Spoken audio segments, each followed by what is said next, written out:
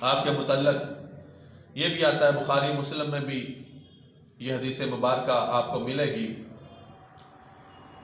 کہ حضرت سیدنا ابوبکر صدیق کہتے ہیں کہ ایک دفعہ میں اپنا مال لے کے ملک شام گیا تجارت کے لیے۔ روایت تھا مکے کے لوگ اکثر شام کے ملک میں تجارت لے کے جایا کرتے تھے۔ کہتے جب میں وہاں گیا تو میں نے ایک خواب دیکھا کہ آسمانوں کے اوپر جو 14ویں کا چاند چمک رہا ہوتا ہے وہ چاند آسمان سے اترا اور اتر کے میری جھولی میں آ گیا۔ خواب میں دیکھا۔ کہتے میں اٹھا صبح، بڑا حیران بھی ہوا۔ کہتے پاس یہ ایک راہب تھا، بحیرہ راہب، جو اس وقت کا عالم تھا، جو اس وقت کے حالات ستاروں کی گردش کو جانتا تھا۔ یہ مسلمان ہونے کے پہلے کی باتیں۔ کہتے میں اس کے پاس گیا، میں نے جا کے اسے رات والا خواب میں جو معاملہ ہوا کہ آسمانوں سے چاند اترا اور میری گود میں آ گیا، میں نے یہ واقعہ اسے سنایا۔ کیسے جب میں نے اسے واقعہ یہ سنایا تو اس نے پہلا الفاظ یہ پوچھا کہ تمہارا نام کیا ہے؟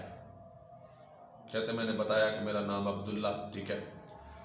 اس کے بعد ابو بکر الصدیق، اللہ کے نبی علیہ السلام نے ٹائٹل عطا فرمایا، لقب عطا فرمایا۔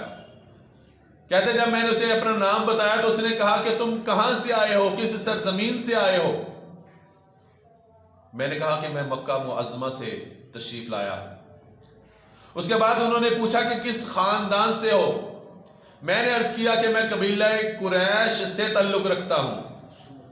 فرمایا پھر تجھے مبارک ہو، یہ جو تو نے خواب سنایا ہے نا، ان قریب اللہ پاک مکے کے اندر ایک ایسے نبی کا ظہور کرے گا جو سارے نبیوں کے آخر میں آئیں گے، خاتم النبیین ہوں گے، مگر حقیقت میں سارے نبیوں کے سردار محمد مصطفیٰ ہوں گے، جن کا ذکر اللہ پاک نے تورات اور انجیل میں احمد کے نام سے فرمایا۔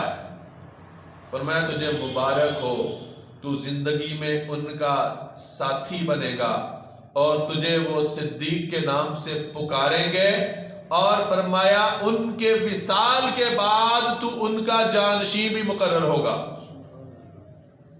آج پتہ نہیں وہ کیسے لوگ ہیں جو نبی کے علم پہ انگلیاں اٹھاتے ہیں۔ اگر اس وقت کے بحیرہ راہب کو یہ پتہ ہے، جو نبی نہیں تھا، کہ اے صدیق تو نے جو خواب سنایا ہے، اس خواب سے میں نے آثار دیکھ لیے ہیں، تیرے نام سے، تیرے قبیلے سے، تیرے ملک سے، تو مکہ سے آیا، قریش سے آیا، تو اس نبی کا ظہور ہوگا اور اس نبی کا تو ساتھی ہوگا، دنیا میں بھی، جنت میں بھی، قبر میں بھی، حشر میں بھی، اور ان کے وصال کے بعد تو ان کا جانشین بھی بنے گا۔ اگر وہ بحیرہ راہب تورات اور انجیل کے جاننے والے کو اللہ پاک یہ علم عطا فرما سکتا ہے، تو اب تورات انجیل کے جو نبی ہوں گے ان کی شان اور مقام و مرتبہ کیا ہوگا؟ اور پھر ان کے بعد جو سارے نبیوں کے سردار، تورات والے نبی کے بھی سردار، انجیل والے نبی کے بھی سردار قربان جائیں، یہ نسبت ہمارے حصے میں آئی۔ ہمارے آقا سیدنا محمد مصطفیٰ جو سارے نبیوں کے سردار ہیں، تو پھر ان کی شان اور مقام و مرتبہ کیا ہوگا؟ چاہیں تو اشاروں سے کایا ہی پلٹ دیں دنیا کی، یہ شان ہے ان کے خدمتگاروں کی، سرکار کا عالم کیا ہوگا؟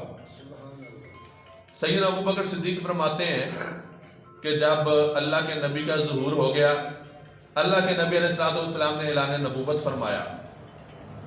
اب جب اعلان نبوت فرمایا، کہتے میں اللہ کے نبی علیہ السلام کے پاس گیا اور میں نے جا کے عرض کیا کہ اے اللہ کے نبی، اے محمد بن عبداللہ، محمد رسول اللہ، میں آپ کا کلمہ پڑھنے کے لیے تیار ہوں، مگر کوئی نشانی، کوئی دلیل اگر مجھے مل جاتی۔ تو حضور مسکرائے، فرمایا دلیل چاہیے؟ عرض کیا آقا ایمان ہے، بس پختہ ہو جائے، عین الیقین ہو جائے، حق الیقین ہو جائے۔ فرمایا میرے سچے نبی ہونے کی دلیل یہ ہے کہ جب تو ملک شام تجارت کے لیے گیا تھا، جو خواب آیا تھا وہ میرے سچے نبی ہونے کی دلیل ہے۔ اب دیکھیں نبی کا ظہور کتنے سال کے بعد ہو رہا ہے، خواب پہلے دیکھا، تجارت لے کے گئے ملک شام میں، وہاں پہ اس راہب نے بتایا. اب قربان جائیں یہ بات کا پتہ تھا صرف سیدنا ابوبکر صدیق کو یا راہب کو یا اللہ پاک کو، تو محمد مصطفیٰ صلی اللہ علیہ وسلم کو کس نے بتا دیا؟ تو اللہ کے نبی نے اشارہ دے دیا، اے ابو بکر وہ جو شام کے ملک میں تجھے خواب آیا تھا اور راہب نے باتیں بتائی تھی کہ آخری نبی کا ظہور ہونے والا ہے، بس وہ نبی جو قبیلہ قریش سے ہوگا، مکہ معظمہ سے ہوگا، تیرے خاندان سے ہوگا، تو دنیا میں بھی ان کا ساتھی ہوگا، قبر میں بھی ان کا ساتھی ہوگا، اور حشر والے دن بھی ان کا ساتھی ہوگا، اور ان کا صرف یار نہیں ہوگا بلکہ وصال مصطفیٰ کے بعد ان کا جانشین بھی مقرر ہوگا. تو ابوبکر صدیق رضی اللہ تعالیٰ عنہ نے فوراً کلمہ پڑھا، دائرہ اسلام میں داخل ہو گئے. تو اب وہاں پہ کسی نے نفی نہیں کی، اگر بحیرہ راہب کو اس بات کا پتہ ہو سکتا ہے تو جو سارے نبیوں کے سردار محمد مصطفیٰ ہیں ان کو کیوں نہیں پتہ ہو سکتا؟ عطا کردہ اللہ کا یہ ہم بھی یہی کہتے ہیں.